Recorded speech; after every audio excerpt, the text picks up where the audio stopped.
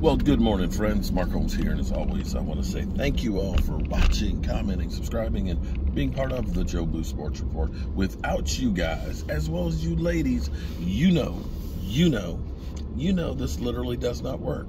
I'm on the road again. I just can't wait to get on the road. Yeah, I'm on the road. Headed back home, and from this point forward, it is tailgate. Brother got a lot to do. I need to get about 8 pork shoulders this afternoon, get them seasoned up, because starting tomorrow I got to start actually barbecuing and smoking them bad boys for about 20 hours. Now I'm gonna run something up the flagpole and see if anybody salutes. We do the big subs, so I'm getting 2 5-foot big subs, right? And so we're gonna do pulled pork. So it's pulled pork with my homemade barbecue sauce, and then we have it's called a freezer slaw, but it's like a sweet coleslaw that goes on there. It is good. So pulled pork. I'm thinking about calling it the Tubby Special. Thoughts? Tubby is the new hog mascot. Too much? Okay, leave a comment below and let me know if we're going to call it the Tubby Special Sub or not. Anyway, we got all kinds of stuff that's going on, but I want to address something that's really, it's crazy. The world today has just gotten to be out of hand.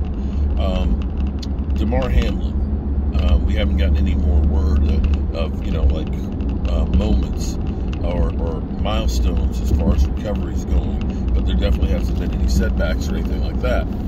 He's doing well, and his charity is up to $7.1 million, which is incredible. That is a great outpouring from people. You actually are seeing some of the best of people with something like this happen. Sometimes it's sad that it takes a tragedy to get people to start doing the right thing or start looking at things differently. On the flip side of things, there's a lot of ugliness that's going on. Bart Scott, former NFL player, linebacker and things, who's said some controversial things in the past. He's always been anti-Dak Prescott. I remember he said, I'd let Dak Prescott walk and I'd take Teddy Bridgewater. And then it was this year, he was like, the hell with Dak Prescott. I'll take Jameis Winston and let instead of Dak Prescott. Jameis Winston can't get on the field. But be that as it may, after the hit and Damar Hamlin being hurt, the next day, here it was, Bart Scott is saying, basically it's T. Higgins' fault that the guy's in the position that he is. Now, we've seen some players like Montez Burfict who was doing like really cheap shots and ended up being fined and suspended and stuff, and literally headhunting, as they would say it. Sorry, there was nothing bad or illegal about that play. He's running, trying to get yardage. The safety comes in there, tackles him. That was a normal, everyday NFL play. There was nothing dirty or intentional about it. But we have to recognize that football, no matter what they do to try and make it better, and clearly, it's not like it was when I was a kid, okay? I remember literally seeing stars and having a concussion, and you're back in practice. Never mind taking a week off and not playing a game. In practice, moments after getting your bell cleaned. When guys used to dive for your knees, and that's what the coaches would teach you. Take the guy's leg out. It is clearly better than what it was. The equipment is better than it was. Have you seen I can't remember the name of the helmet manufacturer, but they have the soft gel helmets that literally contort when they get hit. They are coming up with ways to help protect the players. However, when you have guys that are 300 plus pounds running a 4.6, it is literally running in front of a train. And so there's always going to be risks that are involved in it, and there are always going to be things that happen. It's not intentional, and it was not. Unfortunately, T. Higgins, now people are going after him. People want their pound of flesh, and they're going after the receiver. Exactly. Thank you. My wife was just like, really? No, seriously. People are literally going after it. Stop. We have to stop all of this this hate and tribalism and all of this that somebody has to pay no matter what happens. It's just getting to be insane and out of hand. Oh, as soon as our turn. 2.9 miles. Okay, I just gotta make sure. Normally my GPS is on, but if I'm doing my video, my GPS is not on. I don't want to get lost. I can't afford to waste any time because I got a lot of work to do. Other news, okay, we've got not one, not two, but 3 Dallas Cowboy players that are finalists for the Pro Football Hall of Fame. And you have to look at this now. Now, the Chicago Bears have more Hall of Famers because of George Halas and what they did back in the day. They were truly, kingmakers. Then you got the Green Bay Packers. But the little old Dallas Cowboys have only been a franchise since 1960. They're coming up in the rearview mirror with those teams. They got a long ways to go. But you got to think with 15 players that are up, that we got to get at least one. And when you start looking at DeMarcus Ware, who's the Dallas Cowboys all-time sack leader, at least from the time they started counting sacks as a stat, which is 1980, who also got a ring with the Denver Broncos. You look at that and say, yeah, DeMarcus Ware is truly deserving. Then if you are, a little older like me, then you remember Darren Woodson, who is the Dallas Cowboys all-time leading tackler and a man with not one, not two, but 3 rings. Now, unless you are really old like me, you might not know about Chuck Howley.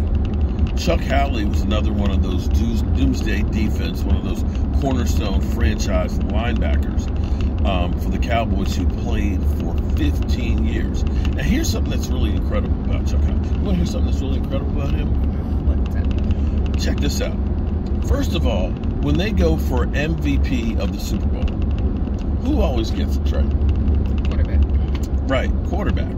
On which team? The winning team or the losing team? The winning team. Check this out. Chuck Howley, who had 2 interceptions against the Colts, okay? I remember that game. I don't remember the game, okay? I was 4 years old.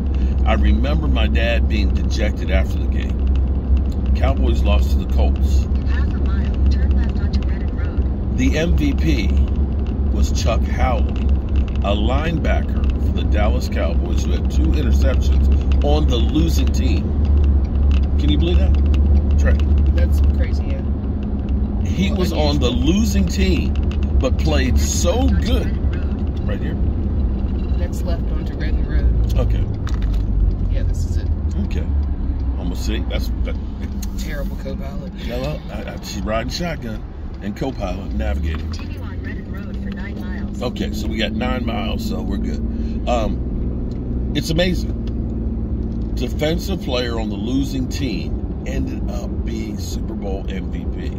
So definitely another one of those great Dallas Cowboys cornerstone players that's been overlooked. But we've had an embarrassment of riches. And I dare say this is one of the things you look at when I look at the Cowboys of the 2000s. We don't have a lot of Hall of Famers out of there. Now you look at it and say Tyron Smith will probably be one. Zach Martin will definitely be one.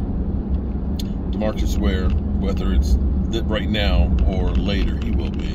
And I would imagine Jason Witten would be. That's it. That's probably about it for what we had in the first 20 years of the 2000s. Now, looking ahead, you look at it and say, if Micah Parsons has a career like he's had, that goes 8 or 10 years, then he could be definitely Hall of Fame. If you look at Diggs and he continues to become that shutdown corner, that maybe he's capable of being there. Dak Prescott, with the numbers he's going to own, if his career lasts another 3 years, he's going to own every Dallas Cowboys record. But to get there, he's going to need to get at least 1 ring, if not 2. He could be possibly a Dallas Cowboy Hall of Famer. Now, so we got all that out of the way. Questions that make you go, Micah Parsons, who played with the club, okay? Played with the club, Nobody knew exactly what happened to Micah Parsons' hand. Didn't you wonder why he was wearing a glove? You didn't? Okay. Turns out he had a laceration on his hands, so I'm assuming that there were stitches put in there. He's fine. They said it won't be a problem this weekend going against the Commanders. So he's going to be able to put his right hand up and hopefully take Sam Howell down. Okay. I'm curious how he got the laceration on his hand. And I'm also wondering if this has anything to do with his dog. Because you'll remember a few days before we found out about his hand being cut, he was talking about his dog Simba being put down and how hard it was.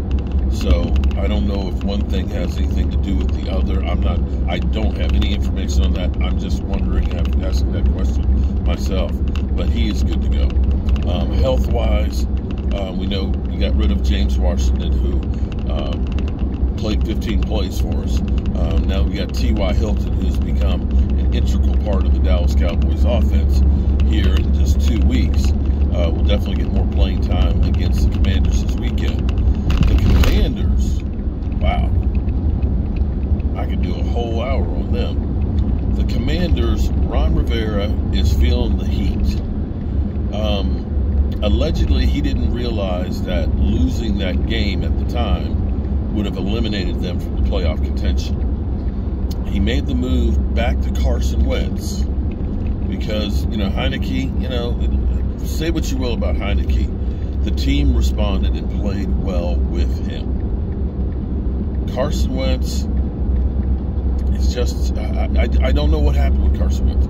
Carson Wentz has just become a turnover machine. It seems like it's more up here than anywhere else. And his overthrowing just missing, and it's just nowhere near where he should be. They went to him, and of course the turnovers took over. They allegedly said they were going back to Heineke, but if I were Heineke, I would be kind of like, I don't want, we were winning when I was in there. You took me and benched me for Carson Wentz. He plays one game, we get eliminated, and now you want to give it back to me? So now we're finding out that they're going to go ahead and play the rookie Sam Howell. Sam Howell, who I will say had a cannon of an arm when I was over there with Rio. And Rio, by the way, will be at the tailgate this weekend. When I went to training camp with Rio, I was like, Sam Howell got a better arm than all of the guys he got there. So they'll get a look at him. I don't know how much the Commanders will be there to fight, how good they're going to feel about this game, knowing they've got nothing to play for, except maybe being a spoiler for the Cowboys. But it is Cowboys-Washington week.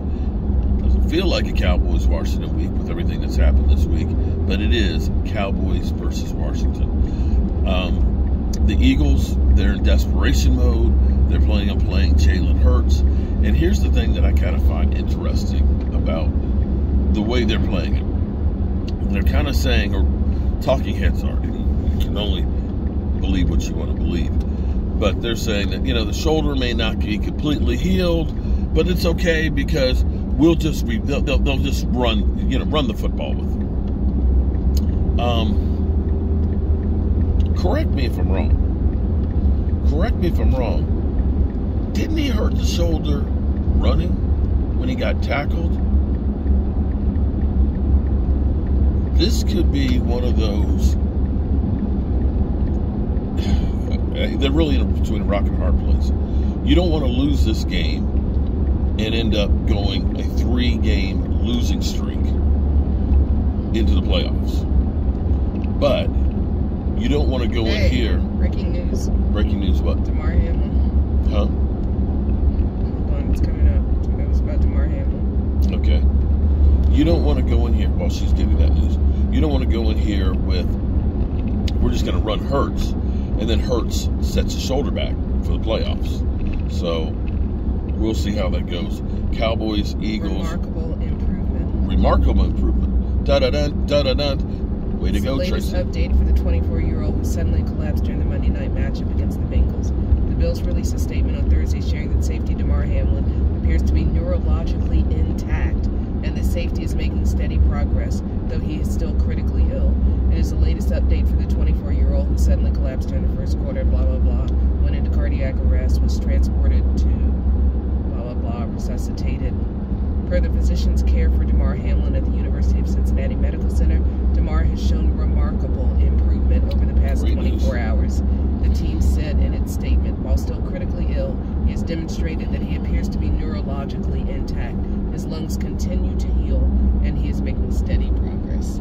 Hallelujah. Okay. Hallelujah. Okay, so here's what we're going to do, because this video is long-winded. I don't want to lead with the headlines of that, and people have to wait. They're like, it's clickbait, because it's 15 minutes in before you actually get an update. But anyway, we're going to be ready for the tailgate this weekend. The good news is, right now, the rain, for a moment there yesterday, it said that it was going to be rain, but it looks like the rain is going to hold off until Sunday night.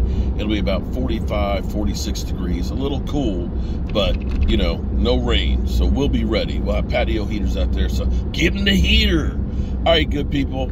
Love you. Take care. And great news of Damar Hamlin. Peace.